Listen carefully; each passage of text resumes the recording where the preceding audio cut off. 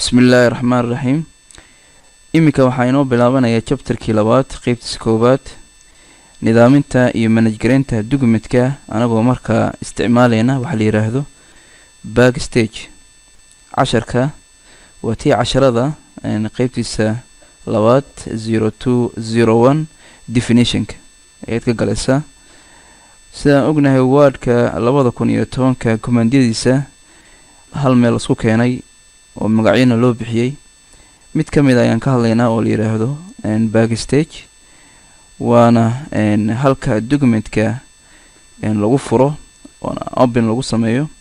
save ama save asna lagu sameeyo, halka print waraaqaha lagu print gareeyo, sharing by email lagu sameeyo. dhammaan toolskaas oo dhan waxaa la isku keenay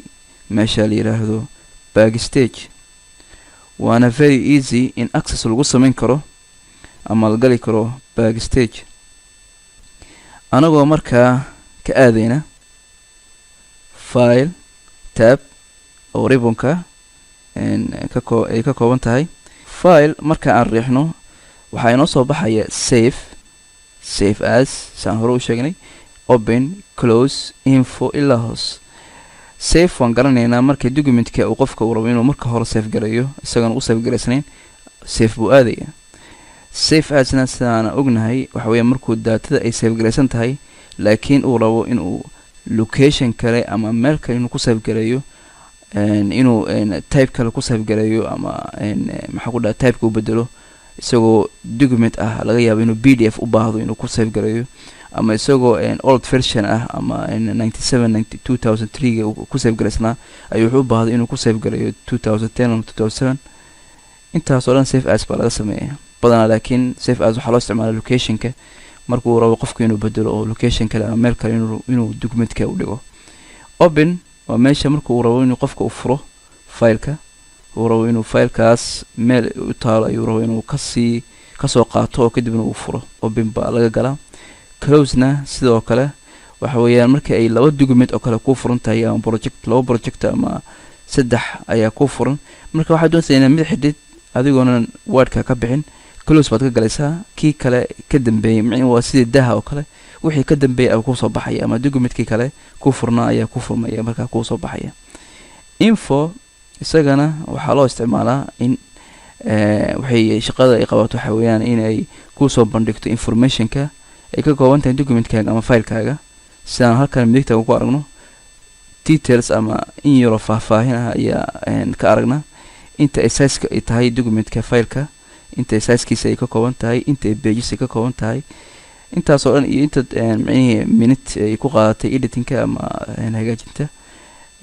intaas yani waa fikrad guud oo kooban oo documentka ay kaaga siinayso maxaa ku dhahay informationka info. documentkan saan aragno halkan titleka waa compatibility mode, macnaheeduna ay tahay in uu qofka xorriyad u leeyahay versionka uu markaa ay computerska ku jirto inuu ku furo 2010 ba hadda imika anagana keena ku jira. wuxuu ku furi karaa 2003, wuxuu ku furi karaa 97, wuxuu ku furi karaa 2007. macnaheedu xorriyad ayuu wuxuu ku leeyahay inuu versionka uu doono inuu ku furo documentkan sababtoo ah waa compatibility mode. balse compatibility mode waxaan arkaynaa in feature badan oo aan hadhow casharka ku xiga aan sheegi doono casharada soo socda, feature badan aysan shaqeynin ama active ahayn sababtoo compatibility modeka wuxuu soo yareynaya ama uu minimize gareynaya feature badan oo 2010 ay ku jira sababtoo ah waana fikradda laga rabo in uu qofka marka 97 ama 2003 oo ku furaya inaysan hadhow aysan dhibaato ugu imaanin oo ay noqoto mid editingka ama bedelaada hadhow ay mid fudud ay noqoto. si aan u bedelno ama featureka ay active u noqdaan 2010ka wordka waxaan aadaynaa markaa convert barnaka halkan yaala oo convert ah ayaan ku dhufanaynaa, kadibna okay baan leenahay. halkan saan aragno compatibility modeka had imika ma ahan, had imika in uu featuradaas ay magaranaysaa had imika waa la isticmaali karaa featuradii 2010. lacalla waxaa dhici karta inuu qofka marka uu editing ku sameeyo in uu rabo in uu dadka userka ah 97 ama 2003 versionka qadiimiga ama kuwii hore in uu u diro ama ay iyaga naftirkooda ay isticmaalaan marka wuxuu ka aadi karaa isagoo marka file riixaya kadibna wuxuu imaanayaa save as kadibna wuxuu ku save gareynayaa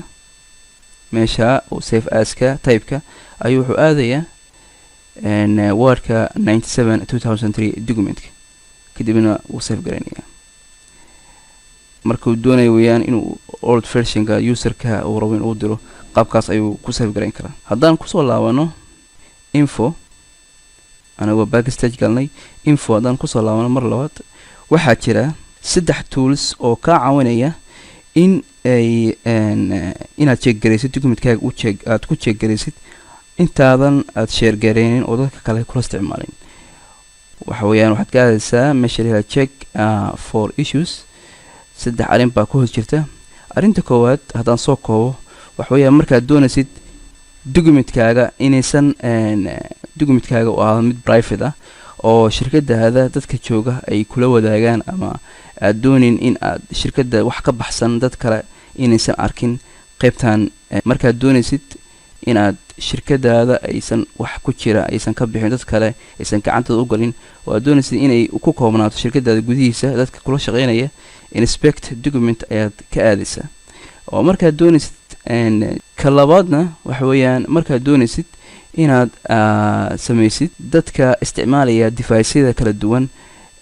screenka dadka screenka ka akhriya ama screenada kala duwan markaad doonaysid inaad aad qoraalo qaar ah aad si ay akhrinta ugu fududaato meeshaad ka gelisid weeyaan halkan kan saddexaadna waxa weeyaan markaad doonaysid inaad aad ku jeegareysid ama aad eegtid area oo dee versionadii hore aysan support garan jirin baad ku jeegaranaysaa qaybtan recent isagana waxa weeyaan marka aad ku dhufano waxaan arkaynaa in meeshaan qaybta recent documentka in ay file ay yaalaan ama document halkaana ay noqdaan iyagana aan ku arkayno maxaan ku dhahaa foldero waxay cadeynaysaa recent wuxuu ka caawinayaa filekii ugu dambeeyay aad isticmaalaysay in uu meeshaaneed ay kaaga soo baxdaan mee ku muuqnaato iyo folderka aad markaa aad isticmaalaysid isagana wuxuu uga fududeynayaa ooyinka macni uma baahnid inaad folderka aad raadisid ama aad ka gashid maxaan ku dhahaa locationka aad ku save garaysay just wordkoos ka furaysa marka wordka fudhid fileka meesha backstage ka imaanaysa recent ka imaanaysa wixii ugu dambeeyay markaa ayaad ku rufanaysaa haddaad doonaysid for example kan in ay mar walba ay kor ahaato bingiga ayaa ka caawinaya arrintaas bingiga hadda imika kan hoos jooga mar walba waxaa rabaa inuu filekan 0201 definitionka in uu u sareeyo mar walba kor ahaado intaasoo document laga yaabo inay hoos jiraan 10 20 waxay noqdaanba waxaa raba kan ugu horeeyo inuu ahaa mid mar walba aan galay access ku sameyn intii mashruucaas aan wado bingigan aan dhagsiinaya kadibna wuxuu iimaanaya safka koowaad isagana wuxuu iga caawinayaa mar walba inuu ahaado safka koowaad ilaa aan ka dhameeyo kadibna binga ka qaadaya meeshiisa ku soo laabanaya newga isagana wuxuu iga caawinayaa inaan ku bilaabo blank baan doonayaa oo macnihii warqad maran oo markaa bilaab ah mise waxaan doonayaa mid furan oo dee jira inaan kasii furo mise my template aad samaystay ama adiga ku gaar ah oo aad sharaxatay kadibna aad halkaan aad ka galaysa kana waxa way simple template oo simple ah kana waa templadekii ugu dambeeyay aad furtay ayaad ka galaysaa halkaana waxaa noo yaala saan aragno templateyo kala duwan oo www.office.com ayaa laga helayaa oo waa templateyo free ah oo dad shirkada iyo dad kala sameeyeen oo kadibna ay halkaan macnihii wordka qaybta newga ah aad ka helisid printer haddaan eegno print waa naqaana dhammaanteena waa meesha mashiinka laga galo oo dee laga print garayo warqadda markaan doonaysa inuu ku soo baxo isagana markaan ku dhufano halkaan waxaan arkaynaa warqadii oo kooban oo preview ah qaabku u samaysan yahay markaan doonayo in aan marginka inaan hagaajiyo dhinacyada inaan markaa rabno inaan hagaajiyo hadda intaas masaafada ay u jira halkaan laga hagaajinayaa marginka markaan doonayo in printerka aan bedelo oo aan mashiin kale aan rabo inaan ku xiro ama mashiin ii yaala aan inaan geliyo isagana halkaan aad ka dooranaysaa inta warqado oo copy ah oo warqadan inta koob aad doonaysid halkan aad ka dooranaysaa isagana hal buu noo saaran yahay save and send isagana waxaan ka arkaynaa inuu yahay isagana wuxuu iga caawinayaa in aan sameeyo share oo documentkeena oo magaranaysaa in aan email ama networking share inaan ku sameeyo anigoo attach garanayno waxa la yiraahdo PDF ama XPS halkaan isagana ka gali doona casharada soo socdaan ka hadli doona si fiican meeshaana waa exit markaan doonayo inaan ka baxo wordka documentka dhammaan markaan rabno inaan xiro halkaan ka galaya exit haddaan doonayo laakiin inaan ka baxo maxaa ku dhahay filekan oo filekan kaliya aan inta xiro kadibna aan u wareego file kale ii furan laba file laga yaabo inuu furan yahay file kale intaan u wareego haddaan rabo waxaan ku dhufanayaa close filekan wuu xirayaa file kale ayuu u wareegay hadda iminka haddaan ku dhufto close waan wuxuu weydiinayaa save waxaan leeyahay maya ee save gareen hadda iminka waxba kama dambeeyo sababtoo waa meel micni warqadii